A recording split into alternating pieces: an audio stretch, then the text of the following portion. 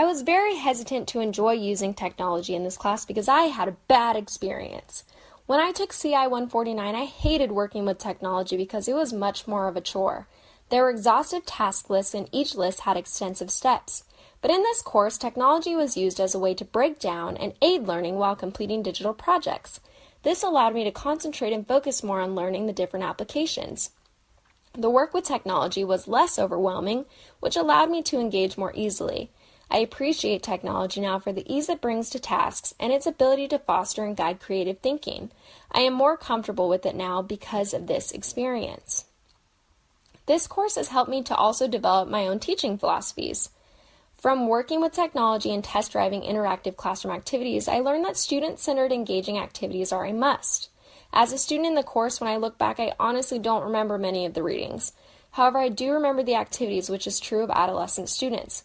If we want them to learn and remember what they've learned, we have to reinvent readings and discussion. Of all the activities that we did as a class, I most enjoyed redesigning a poem, acting out lines from Romeo and Juliet, and writing letters to Juliet. These activities were applicable and fun. I really didn't feel like I was learning. This is a very tricky approach we should be taking with our own students. Fun and learning?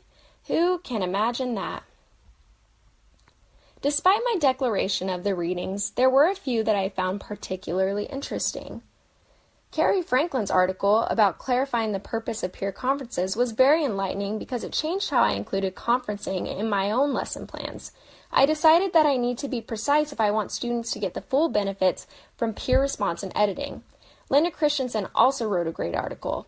From it, I took great advice that a teacher should keep a portfolio for each student, a record of their frequent mistakes in it, and work on one mistake item at a time. This changed my perspective because I didn't realize how red ink affected morale. It's best to showcase when students make an improvement, which I'm determined to do in my own classroom to boost student confidence. One of the biggest ways that I have grown as a teacher is I have become wise to planning unit plans.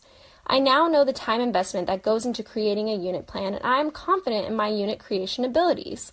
However, I would have benefited from being able to present a lesson from our unit plans to the class. Implementing them into an ideal class would help me to make appropriate adjustments to the plan before implementing them into my own class. In all, I gained knowledge and advice of how to approach teaching. I know that I have developed an appreciation for all the work, time, and research that goes into making an English classroom great. I have also developed an appreciation for technology and applications that make projects innovative and exciting. I know I will cherish my new education and apply what I have learned for years to come.